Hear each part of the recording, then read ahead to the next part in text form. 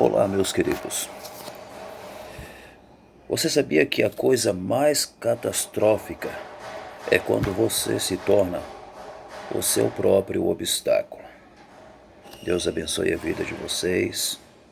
E é sobre isso que eu quero falar de forma sucinta e objetiva, meus queridos.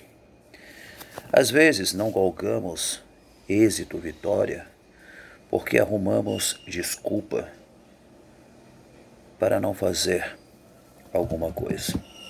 E começamos nós mesmos colocar obstáculos no caminho, barricadas, óleo queimado na pista, etc. Meus queridos,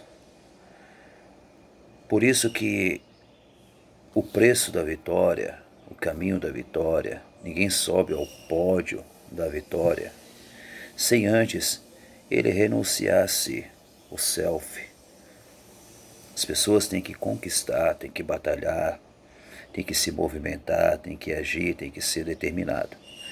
Mas às vezes o que a gente se vê e ouve muito é pessoas colocando desculpas para tudo. Eu não estudei porque na época tinha vários empecilhos. Eu não fui fazer aquilo porque se levantaram contra mim. Eu não permaneci porque eu me entristeci, porque fizeram isso e fizeram aquilo.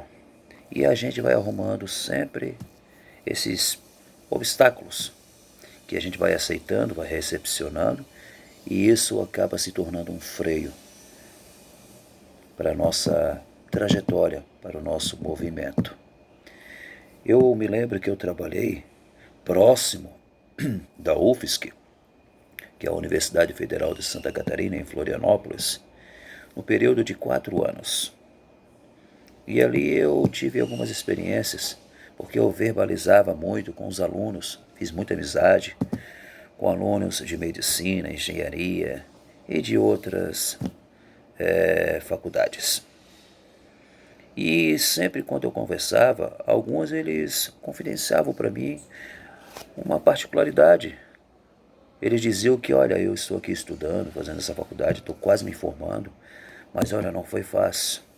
Meu pai é pobre, lá do interior, ele ganha um salário mínimo, mal dá para eles, e eu vim para cá, passei, prestei o vestibular, passei, trabalho e estudo, mas eu não coloquei isso como desculpa para que eu não estivesse aqui hoje, quase acabando a minha faculdade de medicina, outro de engenharia, que mora aqui em Joinville.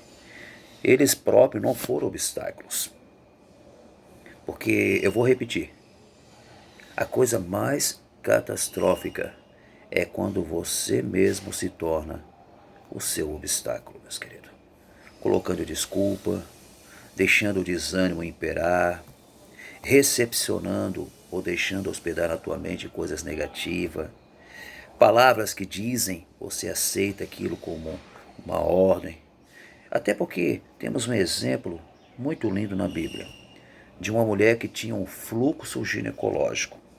Ela enfrentou obstáculos. Ela se deparou com vários obstáculos. Mas o que me chama a atenção é que ela mesma não foi o seu próprio obstáculo. Teve obstáculo, indubitavelmente, mas ela conquistou. Ela não paralisou, ela não desanimou, porque ela mesma não foi o seu próprio obstáculo. Ela poderia até não fazer nada, desanimar, não seguir em frente com o seu sonho e o seu objetivo, que era tão somente tocar na orla das vestes de Jesus. Ela poderia não fazer isso e se justificar dizendo, olha, eu vou continuar assim, nasci para isso, vou morrer assim.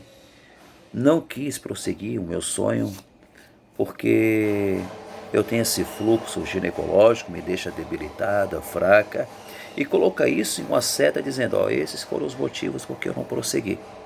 Até porque lá em Juízes, ela podia dizer, lá diz, segundo a lei, que eu tenho que viver fora do convívio social. Eu não posso estar no meio dessa multidão, eu não posso estar próximo das pessoas porque eu sou considerada imunda. Então eu não posso me arriscar. Ela poderia usar isso como desculpa. Na verdade era isso mesmo. Em Juízes diz que toda aquela lá fala, principalmente a mulher que tinha esse fluxo ginecológico, ela tinha que viver fora do convívio social. Sim, mas ela se arriscou. Ela não deixou isso, mesmo sendo um fato, frear ela, atrapalhar o sonho dela, de ser determinada, motivada, entusiasmada. Ela não colocou isso como uma desculpa para não prosseguir com o seu objetivo. Ela teve vários obstáculos: preconceito, a crise, sofrimento e a multidão.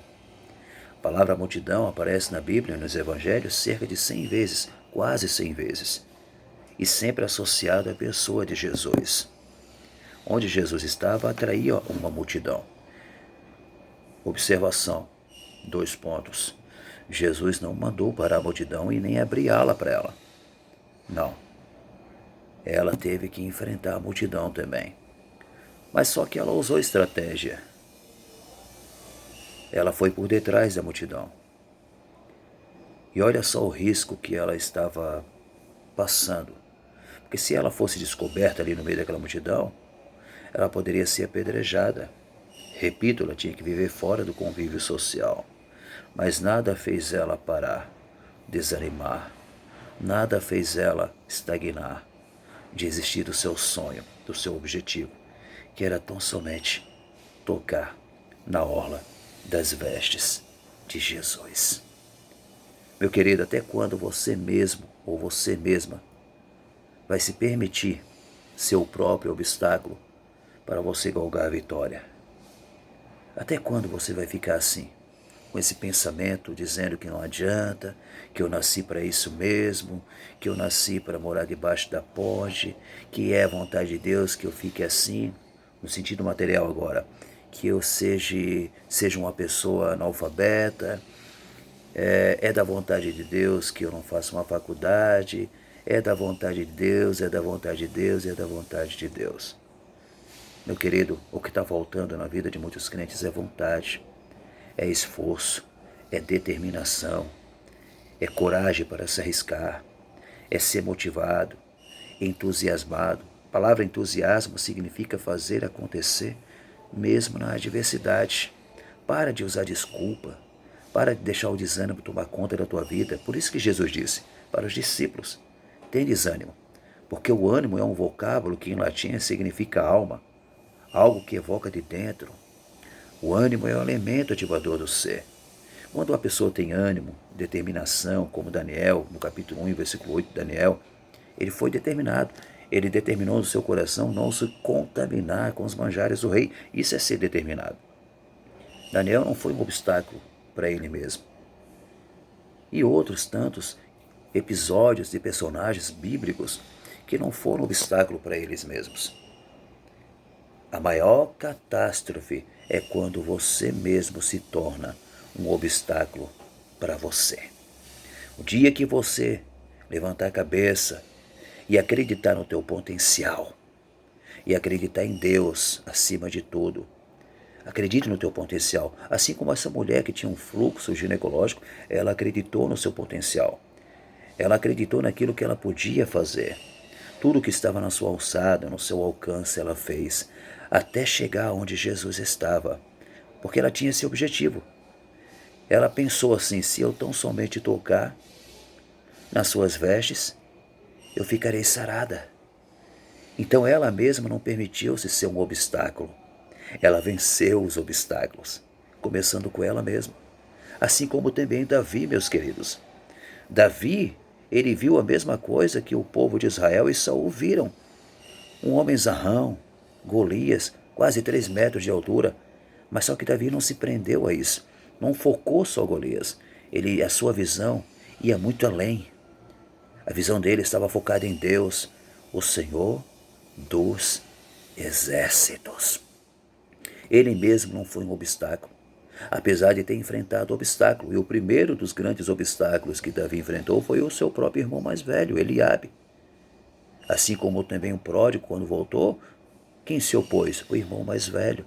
Às vezes, os obstáculos que enfrentamos são muito mais na parte interna e depois também na parte externa. Mas o maior obstáculo que eu tenho que vencer sou eu mesmo. Os medos, aqui, o gigante da mente, que às vezes me fazem paralisar, ficar estagnado, parado, não prosseguir. Então levante a tua cabeça, tem desânimo, esforça-te. Foi o que Deus falou para Josué: esforça-te, levanta-se, esforça-te, tenha ânimo e eu te ajudarei. As potencialidades humanas e a ação de Deus. Vença você mesmo, se renda ao Senhor, esforça-te, levante-se, saia dessa posição passiva e inicie um estado ativo. Foque o Senhor. Se movimente, a vida se faz com movimento. Eu não me refiro a um movimento cíclico, tipo um pêndulo de um relógio, mas aquele movimento focado, como disse Paulo, prossigo para o alvo.